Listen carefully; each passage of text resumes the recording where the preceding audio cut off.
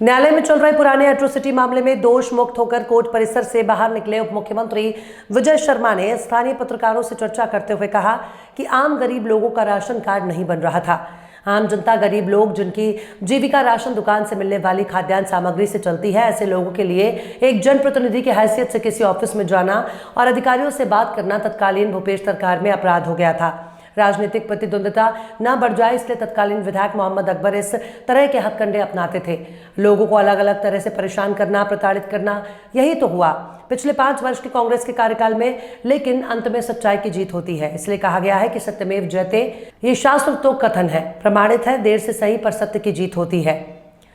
माननीय न्यायालय ने उक्त प्रकरण में मुझे और कैलाश चंद्रवंशी को आज दोष मुक्त किया है। उन्होंने कहा कि यह फर्जी तरीके से कराया गया एफआईआर था। तत्कालीन खाद्य निरीक्षक द्वारा पहले पुलिस को सिर्फ सूचना दी गई थी, फिर 1 महीने बाद उन्हीं खाद्य निरीक्षक द्वारा बाद में जाति सूचक शब्द बोला गया, बोलकर दूसरी बार शिकायत की गई, जिसमें एट्रोसिटी का मामला बनाकर मुकदमा दर्ज किया गया। माननीय न्यायालय ने इन सभी विषयों को देखते हुए मुझे और कैलाश चंद्रवंशी को दोष मुक्त किया है।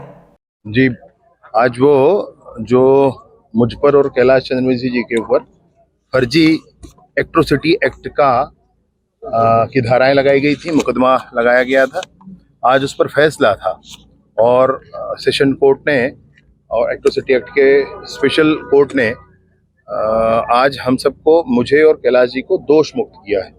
उन्होंने इस बात को बहुत स्पष्टता से माना है कि जो कुछ था वो गरीबों के राशन कार्ड को बनवाने के लिए हम लोग गए थे। जब पहले उनके द्वारा सूचना दी गई थी पुलिस में, तब उसमें किसी प्रकार के जातिगत विषय को नहीं उठाया गया था। 1 महीने बाद फिर से उनको दबावपूर्वक अलग से आवेदन दिलवाया गया है इन सारे विषयों को लेकर के, और विभिन्न जो वकील साहब लोग ज़्यादा अच्छे से समझेंगे इस विषय को। इस बात का निर्णय हुआ। मैं भारत की न्याय परंपरा, भारत के न्यायपालिका के प्रति पुनः अपनी श्रद्धा व्यक्त करता हूँ और हम सबको, मुझे और कैलाश जी को दोष मुक्त किया गया है। इसमें हमारे ऊपर जो आरोप लगाया गया था, ये कहा गया था कि इस तरह की बातें हम लोगों ने की, जबकि जीवन में कभी समाज विशेष पर कोई टिप्पणी करने का प्रश्न ही नहीं उठता है। सदैव से ही सभी समाज को साथ में लेकर चलने का भाव मन में मेरे प्रारंभ ही रहा है, संस्कार में रहा है, शिक्षा में रहा है और कर्म में रहा है, हर विषय से, हर तरह से रहा है। फिर भी हमको आरोपित किया गया था। आज न्यायालय ने हमको दोष मुक्त किया है। मैं ईश्वर को बहुत धन्यवाद देता हूँ। भारत की न्याय परंपरा को के प्रति मैं श्रद्धा व्यक्त करता हूँ। मामले में जेल भी गए थे आप? राजनीतिक था क्या मामला? मोहम्मद अकबर विधायक थे यहाँ से, वो दबाव की राजनीति किया करते थे, सबको प्रकरणों में फंसा करके, किसी के दुकान का लाइसेंस रद्द करके, किसी के सरपंच को धारा 40 में फंसा करके। ये जो पूरा प्रकरण था, ये मात्र इनकी जो है राजनीतिक रूप से राजनीतिक कार्यकर्ता है, उनको दबाने के लिए मोहम्मद अकबर के सह में झूठा मामला दर्ज किया गया था।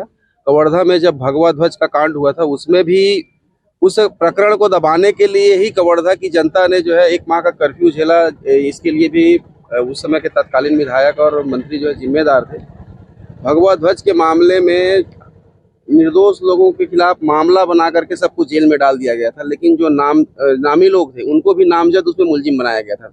उनके प्रकरण में सुनवाई नहीं हो रही थी, क्योंकि ये बाकी लोग जो है अभी गिरफ्तारी नहीं हुई है करके, तो बाकी लोगों के हित में इन्होंने आकर के, हमारे मंत्री जी जो विजय शर्मा जी है, उन्होंने आके न्यायालय में उसमें मामले में समर्पण किया था। उस मामले में, भगवा वाले मामले में, जब उस मामले में न्यायिक अभिरक्षा में गए, तब एक इनके खिलाफ उस मामले में जमानत की जब सुनवाई हो रही थी और उनको ऐसा लगने लगा कि इस मामले में जमानत हो जाएगी, सबका जमानत हुआ, तो वो जब अन्य लोगों का जमानत होता है एक मामले में, तो बाकी लोगों को जमानत मिल ही जाता है, तो ये जेल में ही रहे। ऐसा करके ये फर्जी मामला, क्योंकि उस मामले में जो घटनाक्रम था, उसमें जो मेश्राम साहब थे, उन्होंने पहले उस बात की सूचना दे दिया था, मतलब उस घटना की सूचना, लिखित सूचना पुलिस को दे दिया था।